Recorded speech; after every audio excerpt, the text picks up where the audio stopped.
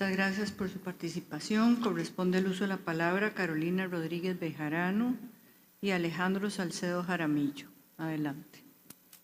Distinguidos jueces y juezas de la Corte Interamericana de Derechos Humanos, delegación de la Comisión Interamericana de Derechos Humanos, representantes de los estados solicitantes e intervinientes en esta audiencia y demás participantes.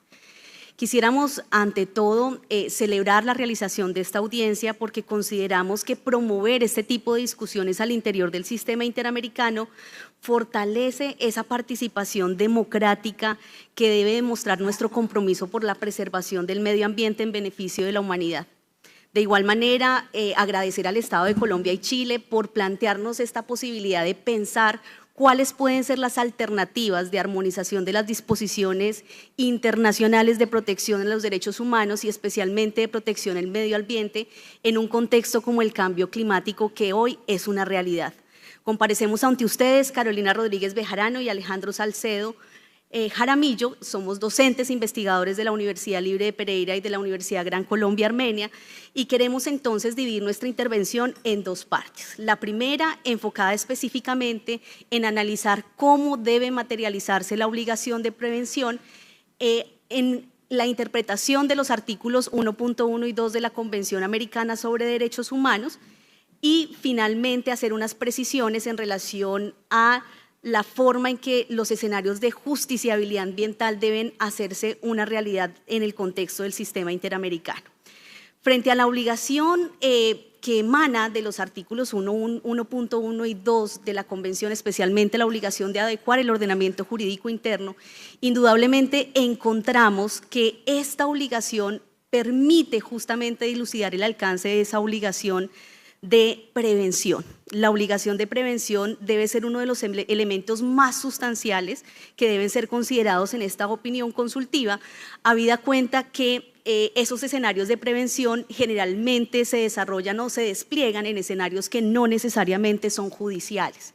Desde esa perspectiva, digamos que la producción normativa y los elementos normativos que deben implementar los estados para concretar los estándares internacionales de protección, pues debe ser una prioridad y está empezando a ser una prioridad al interior de los estados parte de la Convención. Indudablemente consideramos que frente a esta obligación de adecuar el ordenamiento jurídico, los estados tienen, digamos que un deber muy importante y es la de robustecer su ordenamiento jurídico, lograr que efectivamente este ordenamiento jurídico se actualice con esas dinámicas y elementos propios que nos plantea el cambio climático.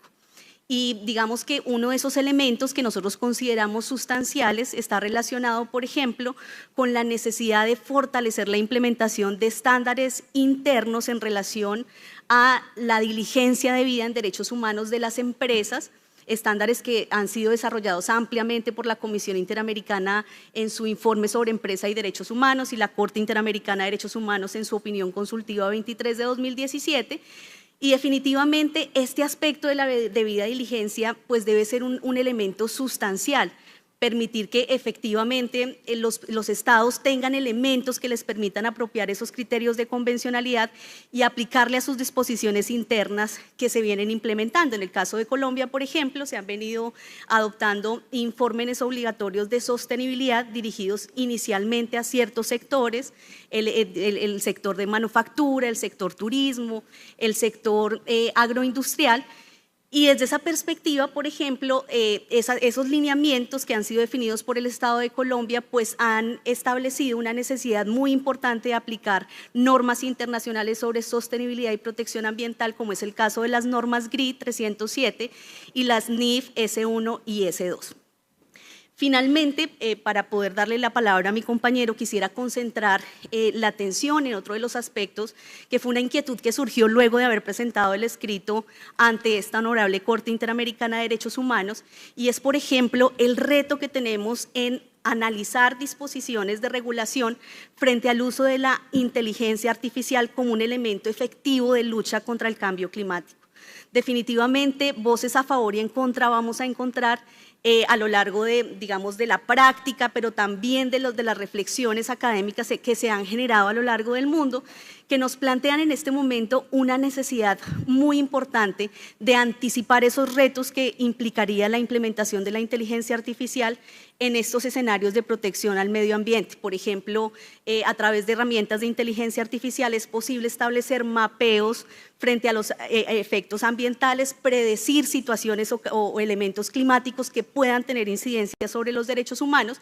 pero también se desarrollan algunos elementos y algunas críticas enfocadas especialmente en los sesgos que puede implicar la utilización de la inteligencia artificial, el uso de los datos y algoritmos que se producen para poder predecir estos elementos que pueden fortalecer y robustecer esas políticas al interior de los estados parte del sistema interamericano. No siendo más, quiero darle la palabra a mi compañero Alejandro Salcedo.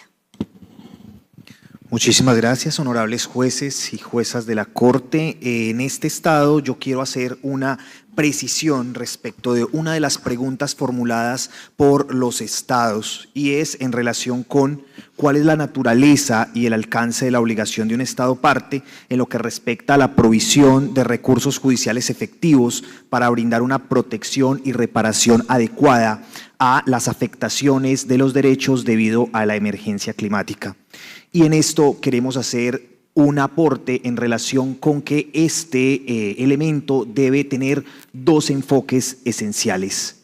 El primer enfoque debe ser de justicia ambiental, es decir, los parámetros de convencionalidad que se puedan establecer a través de esta opinión consultiva deben llevar a que los estados adecúen sus ordenamientos jurídicos internos en relación a un enfoque de justicia ambiental.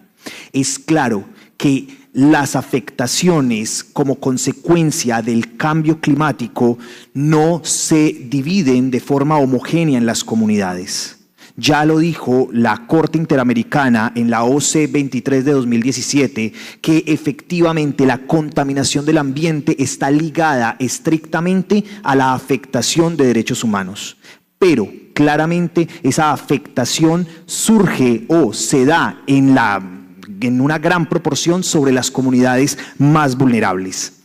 El relator especial de la Organización de Naciones Unidas, a través del informe A74-161, estableció algunos datos sumamente importantes y que es necesario traer hoy a colación. 3.900 millones de personas solamente generan el 10% de las emisiones mundiales. En contrapartida, el 10% más rico de la población mundial produce la mitad de las emisiones mundiales y el 1% más rico tiene una huella de carbono 2.000 veces superior a el 1% más pobre. Y las llamadas Carbon Majors, un grupo de 100 empresas, producen el 71% de las emisiones de gases de efecto invernadero industriales generadas desde 1988. Y en contrapartida, las poblaciones más vulnerables son las que están sufriendo el rigor de esta contaminación. En ese sentido, es muy importante que la Corte establezca la necesidad de un enfoque de justicia ambiental que logre una herramienta de equilibrio en las cargas y así la protección de esas comunidades. El segundo enfoque es en relación con la dignidad humana como un deber de protección de todas las formas de vida. Es claro que la dignidad humana, como piedra angular de los derechos humanos, no puede ser solamente generadora de derechos fundamentales, sino que debe responder también a la responsabilidad de la humanidad de comportarse de forma adecuada con los demás seres vivos, humanos y no humanos. Y en ese sentido, es supremamente importante que la Corte, en esta opinión consultiva, pueda darle un enfoque que supere el antropocentrismo y que llegue al ecocentrismo, donde podamos entender que como humanidad debemos superar una visión mecanicista y una visión utilitarista de la naturaleza para darle un valor intrínseco. En Colombia se ha establecido a páramos, parques naturales, incluso la selva amazónica donde hoy nos encontramos como sujetos de derecho. Y es necesario que estas situaciones o estos pronunciamientos superen la órbita del derecho interno para que puedan ser establecidos como instrumentos de derecho internacional, que lleven a la protección de la naturaleza de forma intrínseca y que lleve a la posibilidad de la justiciabilidad de sus derechos, no por el valor que representan para los seres humanos, sino por el valor intrínseco que representan como seres vivos no humanos.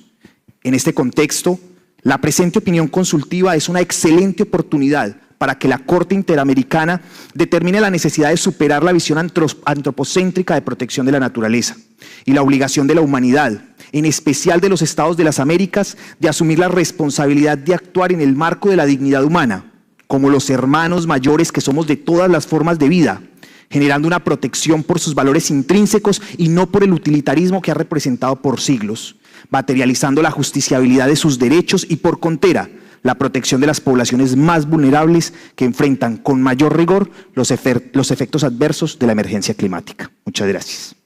Muchas gracias por sus aportes a esta audiencia.